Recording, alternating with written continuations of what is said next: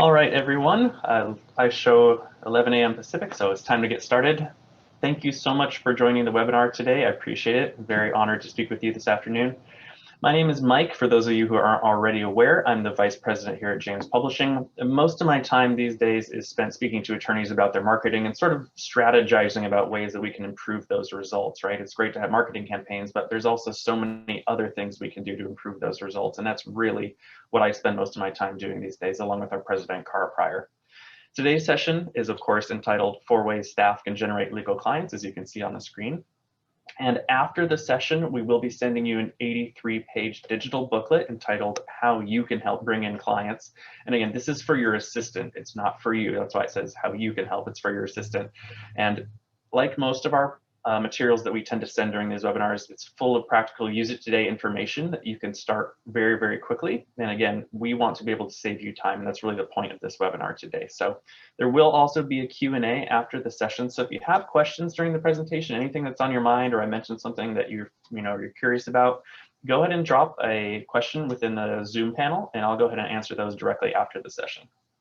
Now, as we sort of get started with this presentation here, obviously, we're thinking, what is the most critical thing that we can do to help law firms these days? And it's client acquisition, right?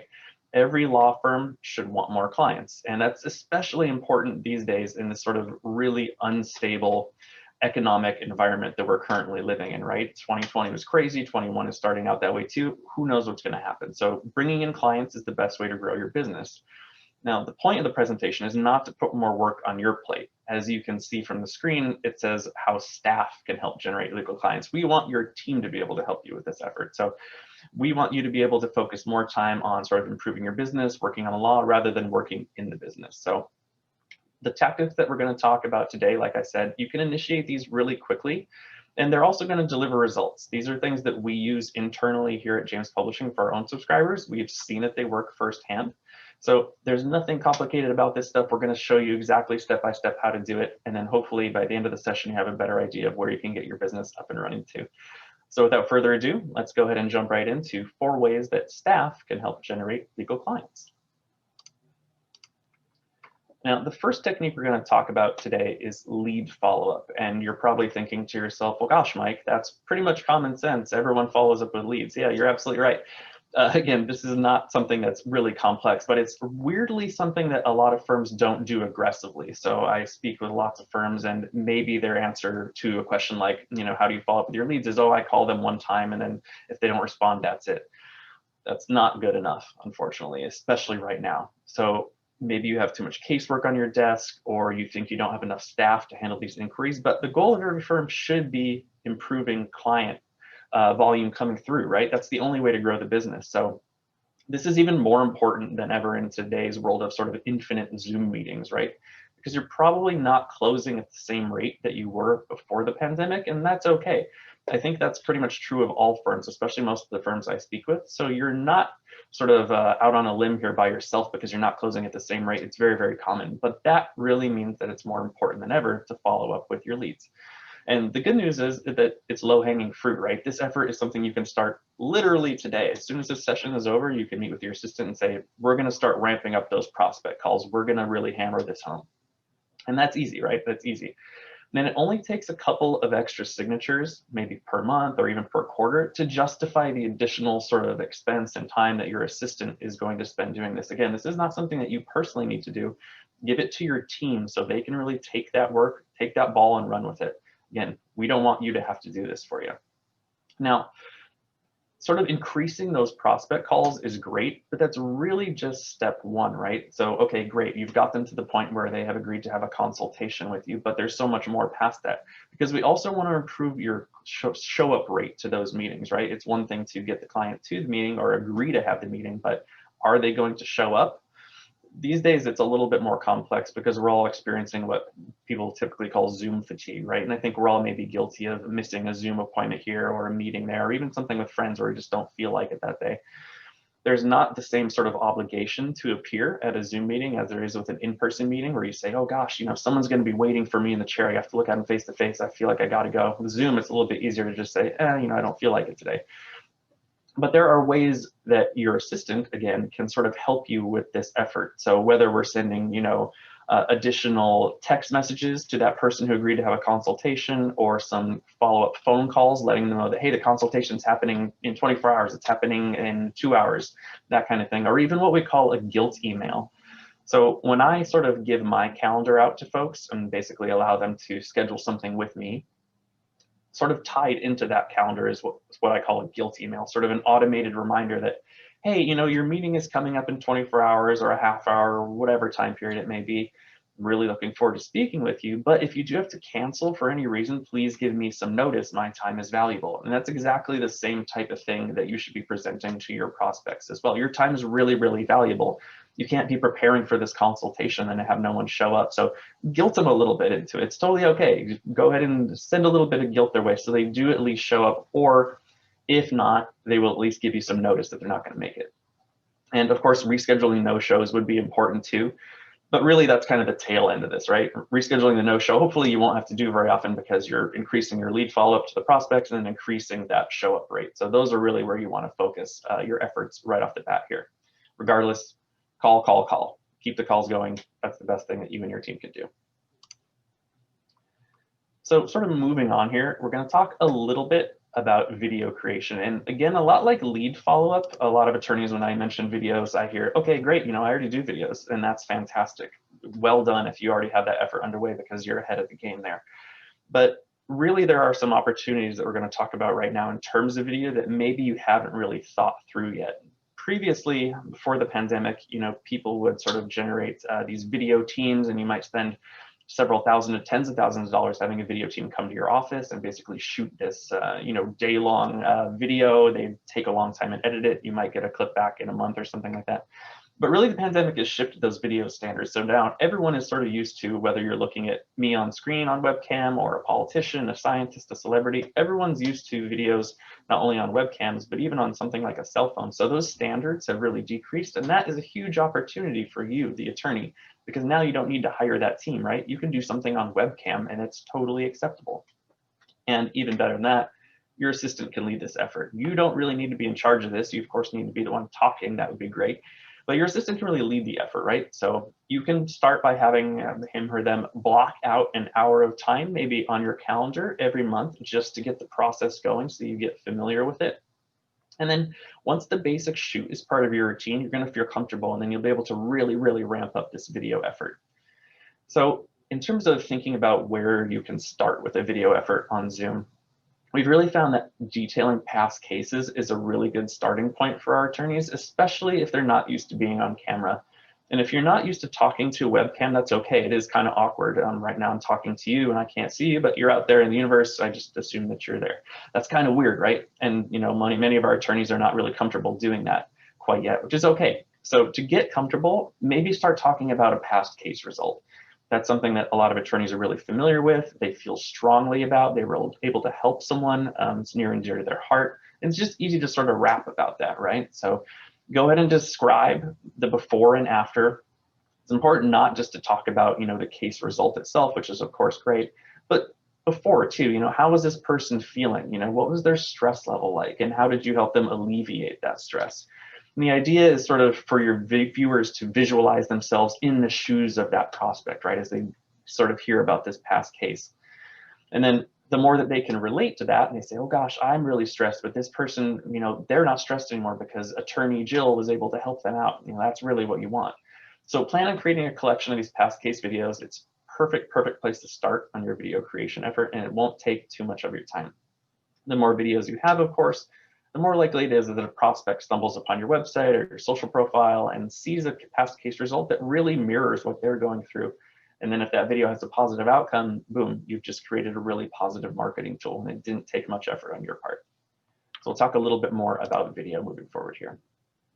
What we actually have here on the screen is a past client video sample that we've created for one of our own subscribers. So what I'll do, let me play just about 30 seconds of this for you. You can kind of get a feel for it, and then we'll proceed through the presentation. I'd like to share with you a recent case experience that we had. We had a gentleman who was injured on a construction site. At the construction site, he was on a ladder that failed. The employer refused to acknowledge the accident and even lied and said, our guy was never there. And then he even called and threatened our guy with violence for making a claim. The client came to us as a referral from a friend of a friend.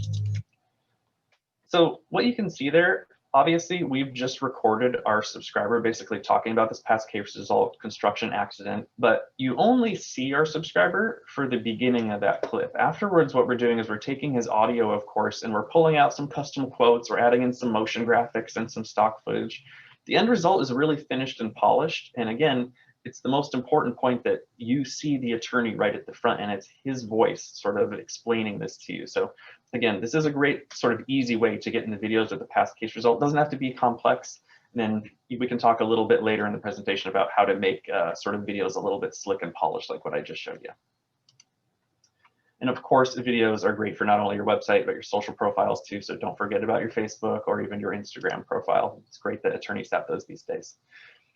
So talking about the videos a little bit more, now that you're sort of warmed up, right? You've done some past case videos, you're a little bit more confident talking to the void of the webcam, right? Think about some other things that you can do. And the secondary objective we really sort of encourage with our subscribers is frequently asked question videos. So past cases, great, start there. Frequently asked question videos are best to start second. Now, this sort of, you can sort of think of it as, yeah, you're going to answer questions most frequently posed by not only your prospects, but your new clients too. I mean, there's an opportunity there to talk to your new clients about this stuff as well. So the benefits, of course, being, yeah, you're going to demonstrate your expertise, number one, but also you're going to spend less time repeating the same answer over and over and over to your prospects and your new clients, right? There's, again, a big opportunity there to save you time by just doing something a single time. Now, after the frequently asked question videos, you're probably going to be really comfortable with this process, right? You've done two things, you have two collections, things are going well. Start thinking about how you sort of want to introduce yourself to prospects and pre-qualify your site visitors, sort of convince people to retain you, stand apart from the competition. What I'm talking about here is, of course, putting a video on the homepage of your website. So this clip, maybe let's say it's 2 minutes long. You don't want it to be too long, but we want to be able to introduce your personality and who you are, let them know what type of cases you take at the firm, why the law is important to you, what got you into the law. This is something that was really going to make a huge impact on people who come to the site. And as the old saying goes, you never really get a second chance to make a first impression. So think really hard about this clip, because this is going to be probably the most important clip that you can do. And again, that's the home page. Now, we're going to talk a little bit here also about production tips, because I want you to sort of have the information necessary to not only sort of get started with the video effort, but also sort of make things sound and look as good as possible, even though we're talking about using a webcam, which, you know, typically the quality isn't huge, which is fine. So the first thing is, I would recommend that everyone buy a microphone. I know it's tempting to use your phone or your native webcam microphone, or your computer or your AirPods, but I'd really, really caution you to pump the brakes on that and sort of buy just a little microphone, but something cheap from Amazon, $20, a little lapel, or what they call lavalier mic. That's really all you need. It just sits on your collar. It takes, you know, your voice is coming right down into it. Sounds really good. I myself right now am using what they call an echo canceling speakerphone, which is great for calls, but I would really recommend that we use a microphone for something like a professional video where you're going to be convincing clients who come to your firm to retain you. Other than that, let's think a little bit about sort of, you know, what's going on in this sort of frame here, as you can see.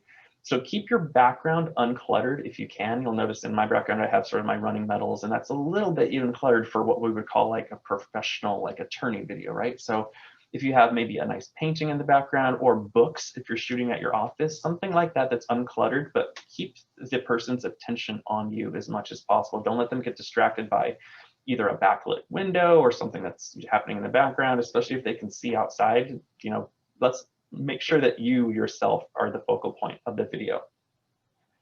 Speaking of sort of the camera and what's happening in it, make sure that the camera itself is sort of at eye level or a little bit above, exactly like you see here. You don't want to shoot from below. It looks super duper awkward. So go ahead and put the camera at eye level or just a little bit above. It will really help your video effort. If your assistant does not want to be involved in this effort past the point of, let's say, scheduling the Zoom call and recording it for you, that's okay. You can find video editors on sites like Upwork or Fiverr. You know, it's not that hard to find someone who's ready to do this freelance work for you. They can typically turn it around quickly as long as you let them know what's going on. And even if, like I said, your assistant doesn't want to do the actual editing, They can still sort of help you out by maybe making slides, introductions, emphasizing key points, maybe helping you develop a script even. So there are things your assistant can do. You, again, have to be on the video, but your assistant can really handle a lot of sort of the driving production effort here. They can handle the freelancer, communicate with them, and help you get that finished product. Now, we're also going to want to post your finished videos to YouTube. YouTube is a huge, powerful tool. It's owned by Google, so there's search engine optimization you can do on YouTube videos as well. So don't sort of forget about that. The easiest way to do that is sort of think about, what are some relevant keywords to this? If I'm an injury attorney, I might talk about car accidents, settlements, something like that. Think about that, and then keep your titles and descriptions short and to the point. We don't want to sort of belabor anything by making it super long. Let's just keep it short and easy so that people can find your clip. What I have on the screen here is a sample frequently asked question video, again, that we've created for one of our subscribers. So like the other video for past cases, let me play just a little bit of this so you can get an idea of what we've done. My name's Sandra Worthington. I'm a personal injury lawyer, and I've been practicing for over 30 years. Clients come into my office, and some of them have discussed their cases with adjusters on their claims, and they want to know what the adjuster really means when he says something. So when, for example, the adjuster says X, what does he mean? Well, I can tell you he really means Y. Let's look at 4 statements the claims adjuster might make in conversations with you to learn what the adjuster really means and how you should respond. Now, again, it's a pretty straightforward video. There's nothing really complex about what's happening here. She's simply detailing, these 4 common statements that insurance adjusters make and really what is the underlying meaning behind that. But this is something critical for prospects and new clients to understand, right? So they understand exactly why the attorney is helping them and some steps they can take to minimize the risk to their own case, right? So you'll notice that, again, we've used her footage at the beginning of the clip, but right after that, she doesn't have to be on camera very long. We're taking her audio and then we're doing these custom motion graphics and sort of making that raw footage into sort of a coherent whole. And this is sort of the perfect technique. Again, if you aren't comfortable being on camera, you can develop a script. You only need to do the intro without, reading out a paper. After that, though, say the first 10 seconds, you've introduced yourself, what's the video about? You can simply read from the script and then, again, hire a video editor or have your assistant sort of generate the rest of this video. So that's a really easy way to get things moving. All right, so moving right along, let's go ahead and talk about the third technique that your sort of team can use to help generate new clients. And this is sort of soliciting reviews. Now, most law firms that I speak to are really aware that reviews are important, but sometimes the effort can fall by the wayside, right? Which is okay. I mean, people get busy. There's never enough hours in the day to do this kind of thing. But again, I want to caution you to not do that because there are a couple really big and critical items that reviews can help with, right? So not only can they directly drive the flow of prospects into your firm, but they can improve your local search rankings as well. Google values basically websites and profiles that have good reviews tied to them. So the more good reviews you have, the more Google's going to value you, the higher you're going to show in your search results. Now, as a personal anecdote, last week I broke my glasses on accident. I think I stepped on them or something, but the arm broke off and I needed to get them repaired right away so I could see what I was doing at the office.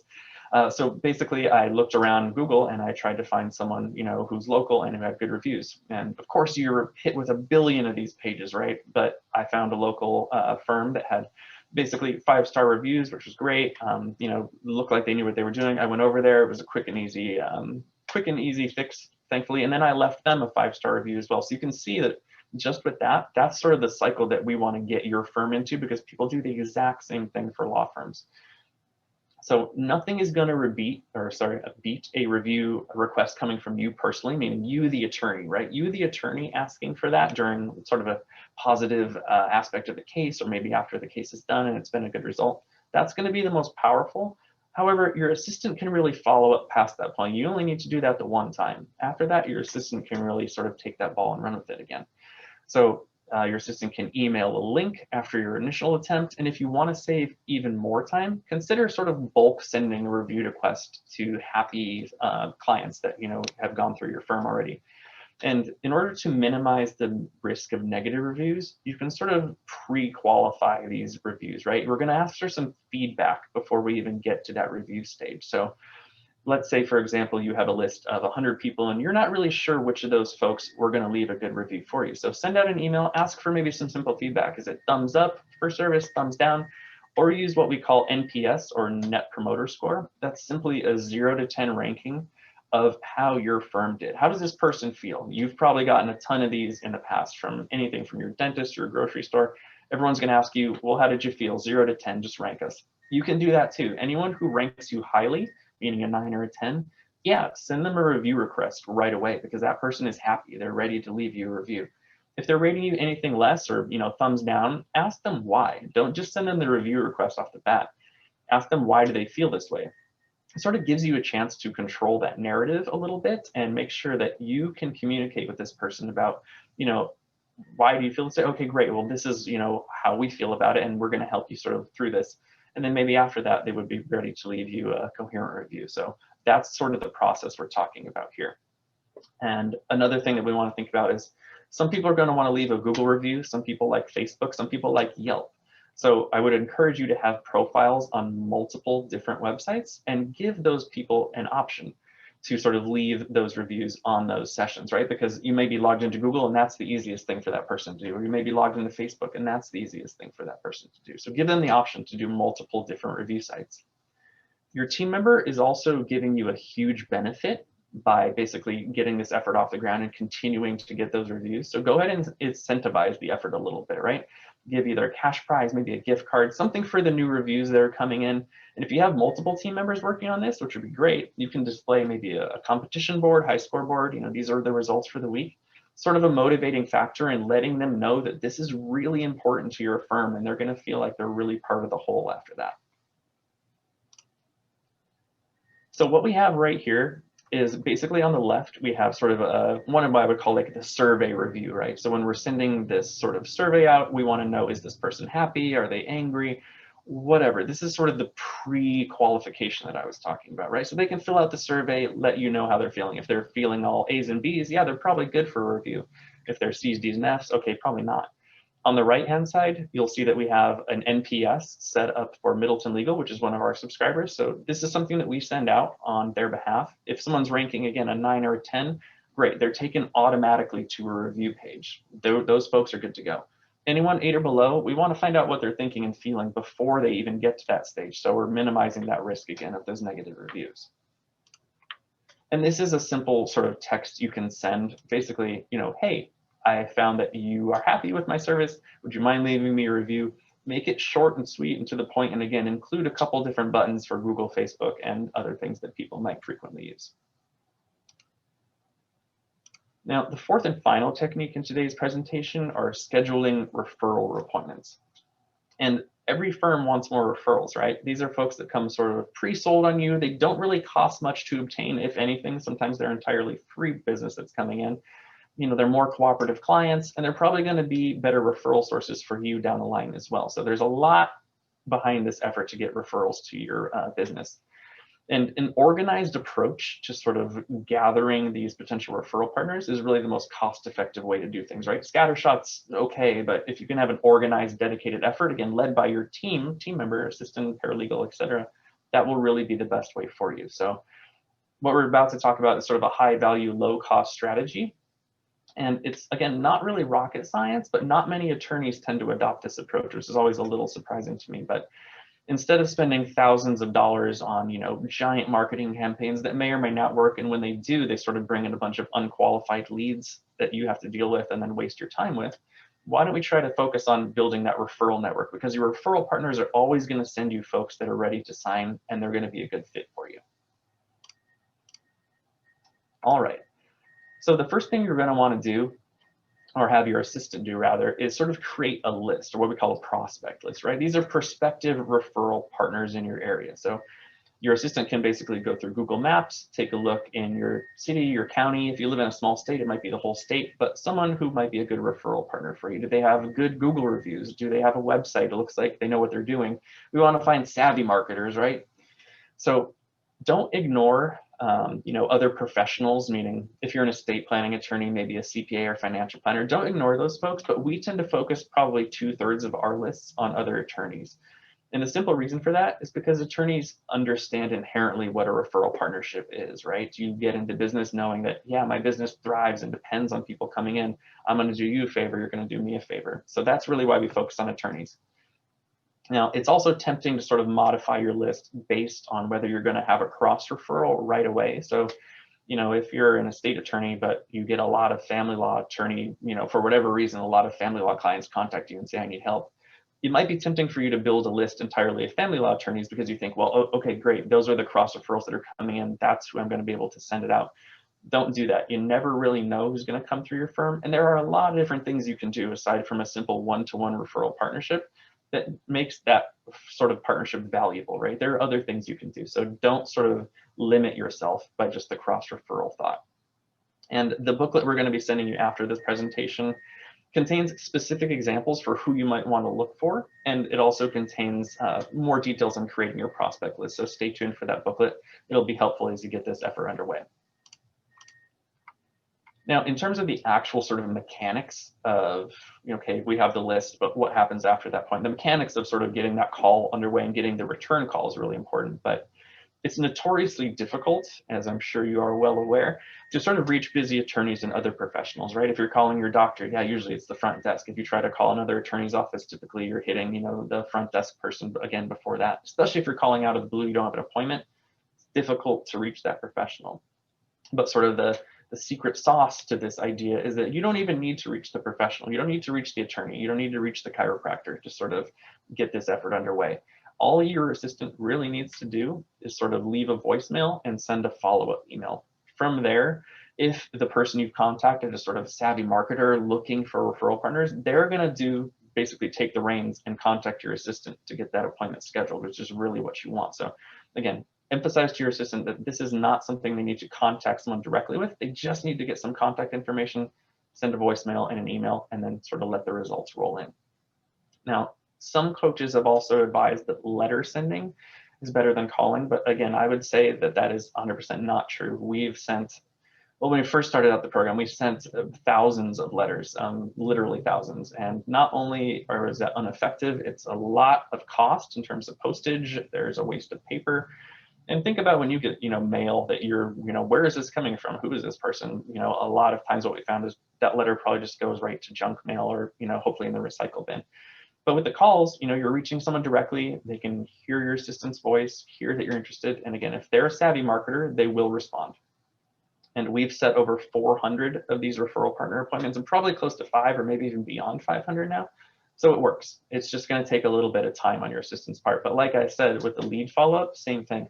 The additional time your assistant's spending on this is going to be more than justified by the business coming back to you. So you as the attorney, of course, do need to be involved in this process a little bit. You need to be the one taking that phone call, right? Or showing up on Zoom to sort of talk to your new referral partner. But that's the easy part. That's the part that doesn't take much. It's a 10 to 15 minute call and that's all it really takes. So a couple tips for you there. As soon as you get to that appointment, ask a lot of questions. You want your new referral partner to do most of the talking and you just want to sit and listen. What types of clients does this person want? How do they market themselves? Are they involved in any community groups? Things like that to help you understand how their business is presented to the outside world. And take a bunch of notes too. It's great to take notes about business items like I mentioned, but also take some personal notes too, because like I said a little bit earlier, there are more than a single way to show value to your potential referral partner. So if you can learn a little bit about their family, their lifestyle, their hobbies, do they have a favorite musician, favorite sports team? Mine, for instance, is the Anaheim Ducks. So like if someone came in and said, Mike, how are the Ducks doing? Oh, wow, you remembered that? That's really cool. So take notes about that kind of stuff too, because it's going to allow you to, not only tailor your communication to that person, but send some maybe customized gifts. If you don't have a referral to send back to this person who just sent you a referral, send them a gift, send them a gift card to their favorite restaurant, etc. It's going to make a huge impression. And also you have to stay in touch. You can't just let this new referral partner sort of languish on their own. They're going to need constant touches, right? So for our subscribers in particular, we send what we call, substantive professional newsletter on their behalf, basically just letting this referral partner know that, hey, Jill is ready. She's, got the expertise. She's ready to handle your referral. She's available. But we also really, again, encourage people to sort of send those personalized touches because that's really important. If you try to think about your referral partner as a friend first and a business partner second, that will really help you in terms of not only envisioning how that relationship is built, but also how to foster and cultivate it moving forward. You can always think about You know, when I don't talk to my friends for a while, they sort of drift away. So you need to communicate with those folks to make sure they're always thinking about you so that you'll be able to get those referrals first and foremost. Now, as promised, after this session, we are going to be sending you that free digital booklet. It's about 80 pages long, 83 or something like that. It's called How You Can Help Bring in Clients. And again, it's designed for your assistant. So now that you've heard sort of the back end reasoning behind, you know, what we discussed today, give your assistant, your team member, your paralegal this book, have them read through it, and pick maybe one thing to start with. You don't have to start all these right away, but pick one, work on it for a month or for a quarter. Then if it's effective for you, move on to something else. I mean, there's a lot of opportunity here. All of the tactics I just discussed are detailed in the book. Plus there's templates and a bunch more. So it's a quick read. Your assistant can do it over the weekend. It's not a problem. It'll really help everything sort of be a cohesive whole moving forward. Now, that being said, we've covered quite a lot here. Obviously, it's only a 30-minute session, but we've covered a lot, right? But if either you don't have the time or the desire to sort of get these underway, but you know that you need to, that's okay too. You can actually hand off the work to us at James Publishing. We actually have a comprehensive and affordable service. It's 90% done for you, so we'll take the reins and really save you as much time as possible. So for the next couple minutes, what I'm going to do is detail the program a little bit more, and then we'll end with the Q&A session at the end. So our program, you may already be aware of its name, but it is called the Marketing Amplifier. It's a sort of a comprehensive content included program, which is basically the most important point when we talk about the beginning of the program is content included, right? So it's designed to save you time, differentiate you from the competition, support your firm's client lifecycle. There's a lot of reasons behind why the program is effective for our law firms. At the heart of it, of course, is a fully branded content library. So content is what James Publishing is known for. That's what we're good at. It's what we've been doing for 4 decades, literally 4 decades now, since we were formed in 1981. So that's really what we're known for. And all the content that you get as a subscriber to us, sort of a turnkey solution, right? There are books and educational booklets and newsletters and follow-up email series. It's all branded for you. It's got your name, your colors, your logo, your contact information. It's yours. It's also all educational. We're not interested in selling. As you can tell from this webinar, most of it is purely educational content. I'm ending with a little bit of sales, but that's okay. All of the content we're providing to you for your prospects, for your clients, for your past clients, it's educational. We're not interested in pushing them with anything. We're interested in building trust and building connections so they feel comfortable with you. Now, it's great to have sort of this powerful content library, you know, the engine of the car, but we're also sort of not just giving you the keys to the car without teaching you how to drive, which would be sort of a disaster, right? So we're also going to be here to sort of implement these content items for you and then provide you sort of ongoing guidance about not only how to use it, but also some other things we can do in terms of a holistic sort of service approach that will help. So on the screen, you'll notice that these are some other areas that we assist with outside the content library. So yes, we can shoot the Zoom videos for you. We will not only shoot the video, we'll send you scripts, we will give you prompts, and then we'll also handle the editing. So perfect, we'll do that whole thing for you. Number 2, engaging the website visitors with lead magnets. Sure, yeah, we're gonna amplify that content on your website. So when people come and they're undecided, we're gonna capture their contact information with this helpful information. We're gonna send it to them on your behalf, and then we're gonna run the follow-up for you too. And you'll notice that number 3, it's the wowing prospects and nurturing. Sure, you can send them one piece of content, but that's not enough. If they're shopping around or if they're undecided, they're going to need a little bit more prompting to make sure that you are the firm that's right for them. So we can send a digital shock and awe package on your behalf. We can also send an ongoing nurturing series. So every week they're hearing from you, you're staying top of mind, you're demonstrating your expertise. Very few firms have this sort of ongoing follow-up. We also do the same thing for new clients as well. So knowing that there's often a time delay between, you know, retainer and visible work product, what happens in that middle interim period, right? Don't let your new clients sort of feel confused and anxious about things. Reassure them. So we can send a welcome kit. We can also reassure them with an ongoing reassurance email series, basically designed to hold their hand through the process. Again, very few firms have this type of communication all ready to go. We can solicit reviews from happy clients for you, as you saw with the Middleton Legal NPS that I showed over there. Yeah, that's something that we can definitely do. We have that system set up. You give us maybe some emails, we'll handle it from there. We'll even give you a dashboard so you can manage your reviews and see specifically where you might need help in sort of that overall review approach when we're thinking about that. Now, setting the appointments with referral partners, Yeah, we'll do that too. That exact approach that I just mentioned, we will handle that. We sort of develop that. We'll take the reins. We'll develop the list. We'll make the calls. We'll calendar the appointments, and then we'll follow up for you too. Cultivate the referral network with newsletters. Yeah, that also is something that's included in the program. And again, it's built around high quality content, right? So we have a newsletter for basically your past clients. And then we have a professional newsletter for your referral sources. So between those two, we're really trying to keep you top of mind with your referral sources. Remind them that you're there and ready to help. If they have a friend, a family member, coworker, anyone who might need your help, we want you to be positioned as being in that spot right away. And then providing sort of this white glove service. It's great, again, to have, the keys to the car, now you know how to drive, but unless someone's there to service the car, the car will eventually maybe fall apart or run down, or maybe a tire needs change. So we're going to provide you some ongoing support as well. So not only me, myself, but also Cara, our president, and a customer success manager, all part of your ongoing team at the Amplifier to help you get the most out of the program. Here's a little bit more details about specifically what the program entails. And like I said, time is precious at law firms, and we're very cognizant of that fact. We've learned specifically that, attorneys just don't have time to really interact like on a day-to-day, minute-to-minute basis with a lot of this stuff. And that's why we do almost all of the work for you. But there are a few things that you would need to do basically to help us along. So the first is that if you want custom videos, you have to be involved in a video shoot. It's only about an hour per quarter. And within that hour, we can typically film anywhere from 3 to 4 custom videos. So every month you're receiving a new video from us. We'll also deliver templated videos to you in addition to that. So just an hour per quarter for that. It's not very much. Every other month, we're trying to set those referral partner appointments for you. So you do need to be available to take those calls. But again, the calls are 10 to 15 minutes long. There's not a lot involved there. You're just making the introduction, right? We'll handle the follow-up, but you do need to be available to take the calls. And aside from that, to learn how to sort of improve your marketing, you need to be available to sort of participate in our monthly Zoom sessions. So every month we have what we call a marketing mentor session with a marketing strategist. It's a great way to hear what's working for others, get some new ideas about what you can do at your firm. And then outside of that, you'll also have access to me. So I'm not going anywhere. I've been at James Publishing for 15 years now. Amazing, but yeah, 15 years. So I'm not going anywhere. I will be around to basically coach you through things, guide things, and Cara, our president, will as well. We have what we call subscriber success meetings every month, where we take sort of a deep dive into Amplifier features. Here's a new feature we just released. Let's tell you about it. Here's the full menu that's available to you. Did you know you could do this?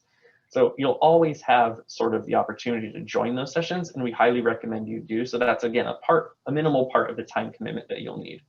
We will take care of just about everything else, though. That includes, setting up your content library and branding it for you, setting up all of your automated email campaigns for prospects, new clients, and past clients, and even the referral partners as well. We'll do the coding for the website lead magnets. All your web dev needs to do is insert a snippet of code. Super simple. We'll edit the videos for you. We'll shoot the videos for you. We'll write the scripts for you.